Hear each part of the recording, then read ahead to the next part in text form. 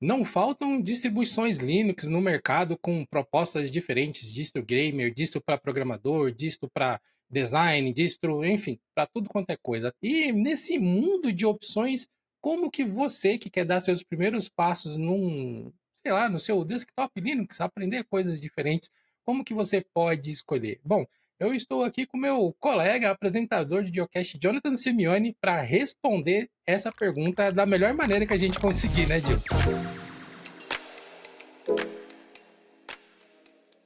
Eu já tentei abordar esse problema de diversas formas, Ed. Espero que a gente consiga realmente resolver agora de uma vez por todas, porque tem sido uma constante.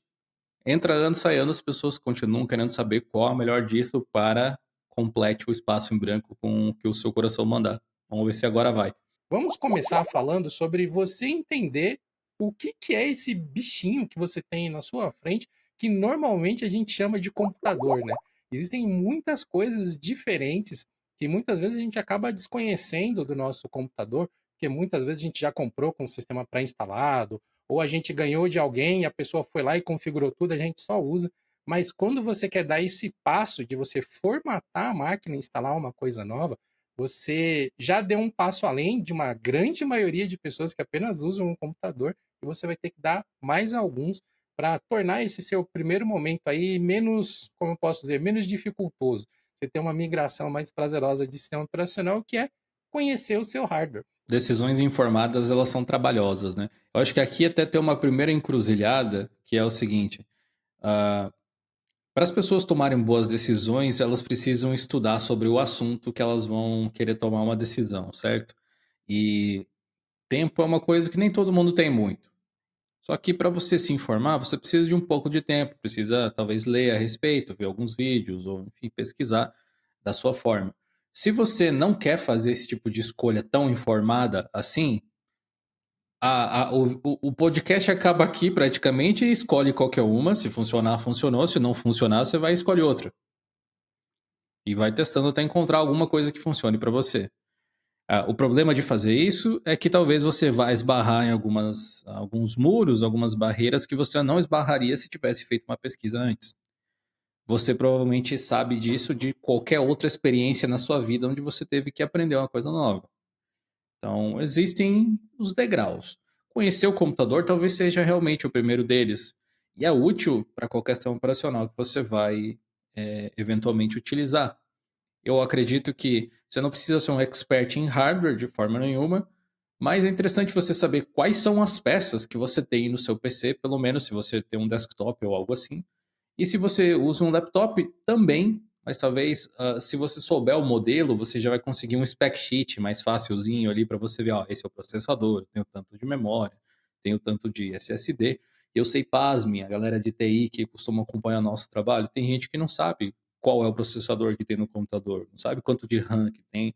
E essas são informações que podem ajudar você a tomar decisões eventualmente. Vamos supor que você tem aí um desktop Sauro Rex na sua mesa aí, né? Você tem um computador Raríssimo. muito antigo, sei lá, de 32 bits, alguma coisa assim. Se bem que se você tem um computador de 32 bits, possivelmente você não está rodando nenhuma versão do Windows com menos de 20 anos de lançada, né? Mas, se mesmo assim esse é o computador que você tem e você quer utilizar um Linux, o fato desse processador ser muito antigo e ser de 32 bits, isso já te afunila em algumas coisas que você vai poder escolher, alguns sistemas operacionais que você vai escolher, porque por ser uma máquina muito antiga, com recursos limitados, você não vai poder simplesmente pegar qualquer uma, você vai ter que escolher distribuições Linux mais alinhadas com essa proposta de atender computadores antigos. Dependendo se você tem GPU ou não tem GPU no seu equipamento, né? Se você tem os velhos, como eu assim, a gente chamava de placa gráfica, né? Você tem placa gráfica no seu computador, você também pode ter algumas especificidades aí. Inclusive, para você poder entender como que o hardware da sua máquina está composto, no nosso fórum a gente tem um post. Aliás, a gente tem alguns posts falando sobre como que você pode buscar as informações da sua máquina. É esse post que você está vendo aí na tela agora. E nesse post, além de dicas sobre como você pode descobrir o seu hardware no Linux, você também tem dicas de como ver informações do seu hardware no Windows e no macOS. Então, independente do sistema operacional que você está, seguindo as dicas que estão naquele post, você vai conseguir tranquilamente identificar tudo que tem dentro da sua máquina, ou pelo menos as partes mais importantes, para já ter ali alguma base de escolha, né, para qual sistema operacional você vai começar a mirar quando você for testar um Linux. Tem alguns fatores, mas talvez a parte de GPU seja a mais importante para você tomar algumas decisões. Porque, infelizmente, apesar de a NVIDIA funcionar em todas as distros virtualmente, infelizmente existe um grupo pequeno, seleto ali de distribuições que lida com a NVIDIA muito bem a ponto de você nem precisar instalar o driver, sabe? Não precisa fazer nenhuma marcação nem nada. São poucos os sistemas que fazem isso por padrão, out of the box, como a gente chama. Então, vamos tentar aprender a identificar se o seu PC tem uma GPU dedicada, uma placa gráfica dedicada, que nem disse o Ed aí antes. Essa daqui é uma antiga em termos, né? Um pouco mais antiga, GTX 960.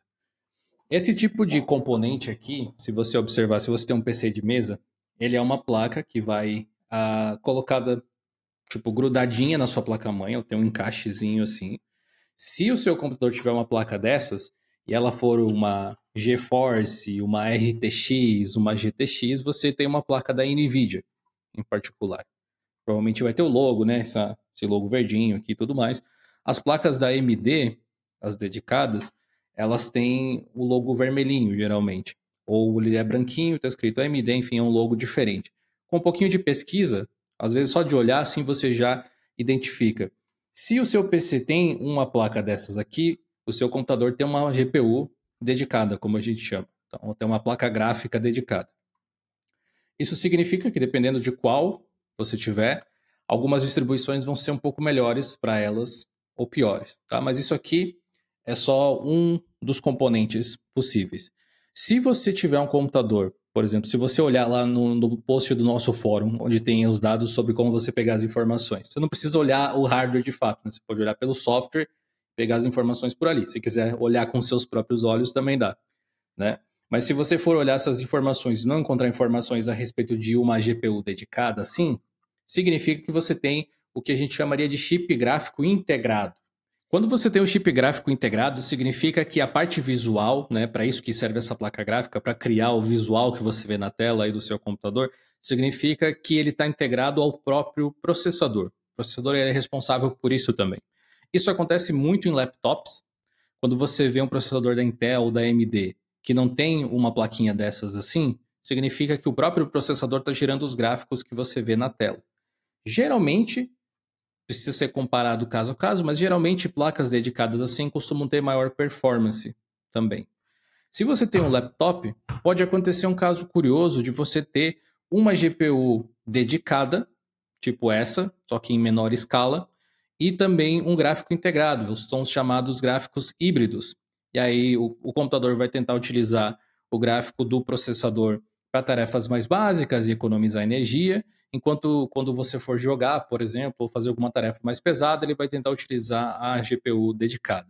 Esse tipo de equipamento com Linux é um pouco caótico, mas existem algumas distribuições que lidam razoavelmente bem com eles também hoje em dia. De novo, é aquele caso mais específico, assim, eu diria. Se você souber qual é o processador, qual é o equipamento que você tem, vai ficar um pouco mais fácil de você dar os seus próximos passos, que talvez seja justamente escolher alguns desses sistemas. Tem vários componentes possíveis e imagináveis dentro dos computadores, mas os mais comuns que a gente precisa prestar atenção quando a gente está migrando de sistema operacional é o processador, como o Gil já falou, a GPU e também, meus caros, as suas unidades de armazenamento, os conhecidos HDs ou SSDs. Existem vários modelos possíveis, por exemplo, esse aqui é um SSD de notebook, pequenininho, né? SATA. Esse aqui já é um modelo mais parrudinho, que é para desktop e tem maior capacidade. Então, são tipos diferentes de unidade de armazenamento que pode ter dentro do seu computador. É aí que ficam guardados os seus dados, além do OneDrive, do Google Drive e tal. São nas unidades de armazenamento que o seu sistema operacional é instalado, onde você guarda suas fotos, os seus documentos, e você entender também quanto que você tem de espaço e qual é o tipo de armazenamento que você tem é importante para você poder decidir sobre se você vai, por exemplo, fazer um dual boot ou se você vai simplesmente instalar o Linux que você quer testar, por cima do sistema operacional que você está utilizando hoje. A gente não vai entrar em maiores detalhes sobre Dual Boot aqui, porque já tem vídeos específicos do canal que cobrem isso em bastante detalhes, com um passo a passo, lá no canal de Olinks. Todos os links para esses vídeos que eu estou citando vão estar no post desse episódio. Então não se preocupa de ficar correndo atrás agora não. Curte o conteúdo até o final primeiro. Cara, em termos de PC antigo, em particular, tem uma dica que envolve gastar, mas que eu acho que é muito válida, que é, se você tem um laptop antigo ou um PC antigo, que tem aquelas características que eu falei, de 4 GB de RAM, talvez um quad-core ou um dual-core mesmo, alguma coisa assim, mas ele tem um HD mecânico, considere trocar por um SSD SATA que seja. Vai fazer uma diferença absurda. Vai fazer uma grande diferença, inclusive na própria snapness do sistema, assim, a própria velocidade com que as coisas acontecem na tela. Aproveite aí as promoções de final de ano, que sempre tem, por exemplo. É uma opção que você tem de gastar não muito e fazer um belo upgrade ali no seu computador velhinho, fazer ele funcionar. Nem falamos do Chrome OS como uma alternativa para esses computadores aí, porque poderia ser também, Chrome OS Flex especialmente. Uhum. Mas ficando aí nos Linux, só de trocar o HD por SSD, acho que vai Sim. sentir a diferença. Esse é um dos upgrades baratos, entre aspas, né, ou menos caros, que você vai ter a diferença mais visível na sua usabilidade da máquina. Para abrir os softwares, para copiar arquivos, como muita coisa depende de cache, justamente hoje em dia, do navegador e coisa, por ele conseguir ler mais rápido, é melhor.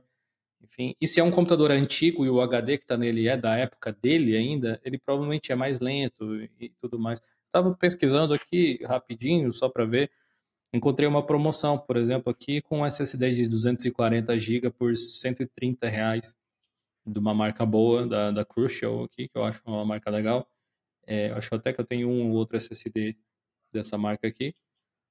É quase tipo R$ 1 por 50 centavos por giga, né? Praticamente. Uhum. E você ia conseguir ter um espacinho legal e uma velocidade bacana. E tem outros, com certeza. Hoje em dia é menos comum você encontrar SSD de 120 GB, mas dependendo do que você faça, até um desses aí deve funcionar. É, Tem mas um SSD de 120 GB aqui, ó, R$ 90. Um upgrade fazível, vai. Acesse diolinux.com.br/ofertas. esse link que o Gil acabou de indicar é onde a gente marca todos os setups da equipe aqui, então tem descritinho lá, tudo que a gente utiliza. Inclusive o meu, tô precisando atualizar já, porque eu já mudei várias coisas Eu do meu também. setup desde que a gente fez aquilo, mas o bacana ali é que, sei lá, a maioria dos hardwares que estão listados ali são hardwares que a gente usa no Linux, né? Tem Uhum. algumas coisas específicas de macOS que o Raul usou durante o tempo, acho que o Adriel tá usando macOS agora no momento também, mas sei lá, você pega o meu setup, pega o setup do Dio, a gente usa Linux, sei lá, 99% do tempo nessas máquinas, né? Porque a gente tem outras máquinas que a gente usa Sim. outras coisas. Esse conteúdo que você acabou de assistir é um corte de um episódio do Diocast. Você pode assistir o episódio inteirinho e conferir o restante da conversa clicando nesse card aqui ao lado.